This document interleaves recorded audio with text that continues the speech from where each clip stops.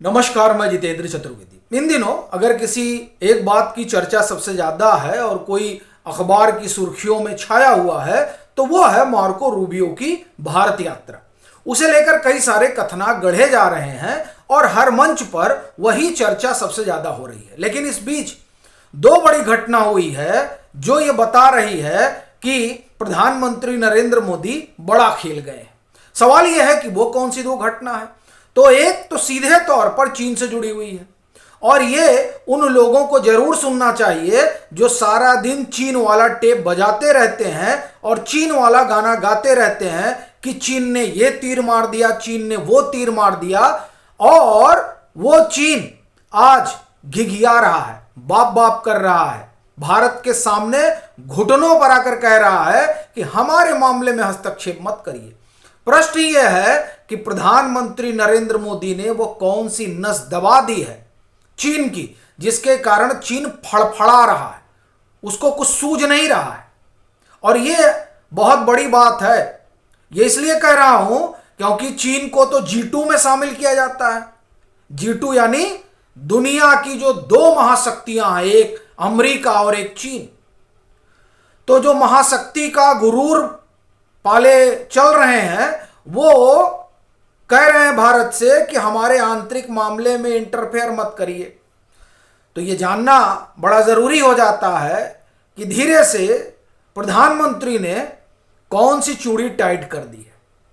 और ये उन्हें भी बहुत करीने से सुनना चाहिए जो चीनी पैसे पर हिंदुस्तान में पल रहे हैं और जो चीन को अपना आका मानते हैं। ये उनको जरूर जानना चाहिए क्योंकि वो तो निष्पक्ष हैं। संकट तो यही है, वो निष्पक्ष हैं और चीनी पैसे पर पल रहे हैं। तो ये उनको भी सुनना चाहिए। दूसरा, चीन ने कई लोगों को पाल रखा है ना, तो उसमें से एक बांग्लादेश है। तो बांग्लादेश को किस तरह से टाइट कर दिया गया है यह भी समझना बड़ा जरूरी है। ये दोनों खबरें बड़ी महत्वपूर्ण हैं। तो एक एक करके इस पर बात करते हैं। शुरुआत पहले बांग्लादेश से ही करते हैं। बांग्लादेश बड़ा उड़ रहा था और जब पश्चिम बंगाल में शुभेंदु अधिकारी मुख्यमंत्री बने तो यह बड़ा साफ हो गया था कि अगर जमीन पर नहीं आओगे तो कूटे जाओगे। लेकिन फिर भी बांग्लादेश की जो बॉर्डर फोर्स है वो उसके कहा जाता है ना कि उसके पखने बहुत फड़फड़ा रहे थे। तो BSF ने समझा दिया पकड़ के। अब सवाल ये उठता है क्या हुआ। ये जब शुभेंदु अधिकारी की सरकार आई तो सरकार आने के बाद दो बड़े फैसले हुए। पहला फैसला ये हुआ कि BSF को जमीन दी जाए। फेंसिंग के लिए बड़ा जरूरी है, रोहिंग्याओं को मार के भगाना है और उधर से आने नहीं देना है। तो पहला ये हुआ कि जमीन दी जाए और जो है फेंसिंग शुरू हो। दूसरा ये कहा गया कि डिटेंशन सेंटर बनाओ और इन सबको पकड़ पकड़ के जो है डिपोर्ट करो। बांग्लादेश फड़फड़ाने लगा कि ऐसे कैसे आप कर सकते हैं। भारत ने कहा रुको बताते हैं कैसे कर सकते हैं। उसके बाद में सिलीगुड़ी कॉरिडोर पर फिर जमीन दी गई। सिलीगुड़ी कॉरिडोर आप समझिए, यूनुस की आंखें ग्रेटर बांग्लादेश का सपना देख रही थी। अब चूंकि उस समय वहां ममता बनर्जी की सरकार थी, ममता बनर्जी का अपना जमात से क्या रिश्ता है मालूम नहीं, यानी TMC का पता नहीं। कई सारी खबरें आती हैं कि उन लोगों का कुछ लेना देना है। खैर हो सकता है। वैसे भी ये महज इत्तेफाक नहीं है कि बांग्लादेश में चुनाव होता है और उस चुनाव में जो सीमावर्ती सीटें हैं वो सब जमात के लोग जीत जाते हैं। ठीक है, और वही लोग हैं जो यहां रोहिंग्या घुसाते हैं। तो कुछ तो होगा, वही सब बसे पड़े हैं। तो खैर, तो वो तो जमीन दे नहीं रही थी। तो अब सिलीगुड़ी कॉरिडोर पर भी जमीन दी गई और इधर फेंसिंग करने के लिए भी जमीन दी गई। तो बांग्लादेश फड़फड़ाने लगा। तो जो हाई कमिश्नर हैं बांग्लादेश में भारत के, प्रणव, उन्होंने जाके समझाया कि भैया उड़ो मत, उड़ोगे तो पैर कतर दिए जाएंगे, मानी पर कतर दिए जाएंगे। और यह भी समझाया गया कि जो चीन के साथ बड़ी गलबहियां कर रहे हो इसको बंद करो। लाल मुनीरहाट एयरबेस पे तुम क्या कर रहे हो, ये कौन सा तुम ऑर्डर लगा दियो, मतलब क्या हमसे दुश्मनी निभाना चाहते हो। यह उनको बकायदे समझाया गया। अब ये जो समझाया गया तो ये बड़ा सीधा संदेश था कि बांग्लादेश को भारत विरोधी खेमे का बैकयार्ड मत बनाओ। अगर सुधर जाओगे तो ठीक है, नहीं सुधरोगे तो अभी सिर्फ फेंसिंग कर रहे हैं, उसके बाद में न्यू नॉर्मल है घुसकर मारना। अभी फेंसिंग चल रही थी तो ये बड़ा उछल कूद मचा रहे थे बांग्लादेश बॉर्डर फोर्स वाले, तो हमारी तरफ से गए बीएसएफ वाले, बोले ऐसा है कि फेंसिंग तो हम करेंगे और ज़्यादा बोलोगे तो धोए भी जाओगे। बाकायदे बैठकर कमांडर स्तर की बातचीत में बता दिया गया कि ये नया भारत है और भूल जाओ पश्चिम बंगाल में किसी और की सरकार है। पश्चिम बंगाल, असम और त्रिपुरा तीनों जगह बमुश्त बीजेपी की सरकार है, यानी डबल इंजन की सरकार है, डबल ठुकाई होगी।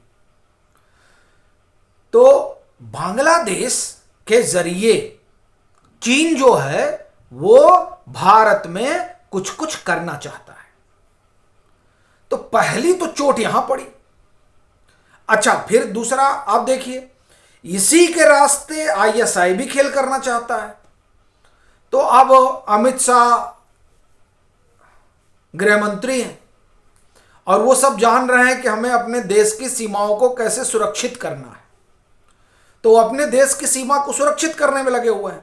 और इस सुरक्षा में क्या हो रहा है कि चीन का जो स्ट्रेटेजिक हित है वो प्रभावित हो रहा है।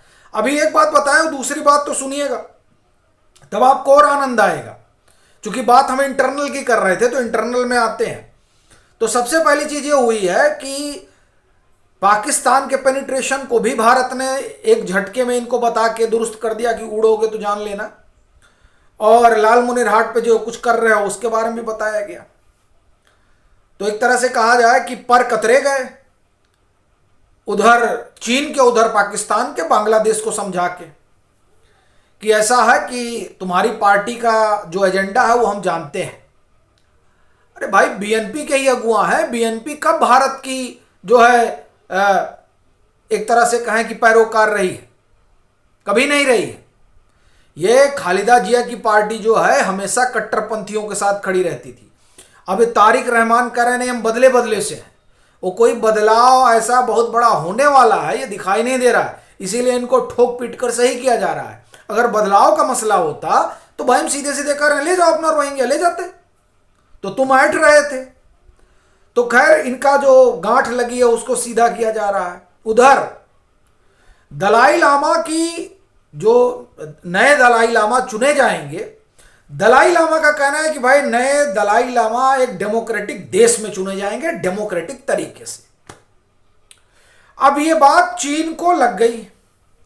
क्यों? क्योंकि चीन तो कहता है कि साहब तिब्बत हमारा आंतरिक मामला है और हमारे आंतरिक मामले में आप हस्तक्षेप नहीं कर सकते हैं। अब ये भूल गए थे कि ये नरेंद्र मोदी का भारत है। तुम हमारे अरुणाचल प्रदेश में घुस जाओ, उसको अपने नक्शे में दिखाने लगो कि हमारा है, तुम अक्साई चीन हथिया लो है, और हमारी खोपड़ी से टहलकर तुम चले जाओ पाकिस्तान होते हुए गद्वार, और हमसे कहो कि जो है हम तुम्हारे मामले में इंटरफेयर कर रहे हैं। तुम हमारे में करोगे तो हम तुम्हारे में नहीं करेंगे। हैं आप बताइए, तुम हमारे में करोगे तो हम तुमको छोड़ देंगे। अब ये टिट फॉर टैट हो रहा है, टिट फॉर टैट हो रहा है तो बाप बाप चिल्लाने लग रहा है। देखिए हो क्या रहा है कि बहुत डर गया है चीन, और उस डर का आप कारण समझिए। दरअसल चीन में तख्ता पलट की सुगबुगाहट बहुत तेज है, और ये जो वहां के राष्ट्रपति हैं वो बहुत डरे हुए हैं। वो अपने आसपास के कई लोगों को निपटा चुके हैं इस डर से कि ये लोग हमको हटा देना चाहते हैं। और वैसे भी वहां की जो आप एक तरह से कहें कि सेना है वो बर्दाश्त नहीं कर पा रही इनको। इनके जो सहयोगी हुआ करते थे वो सब इनसे पक चुके हैं कि भाई बहुत हुआ, अब इसको हटाओ।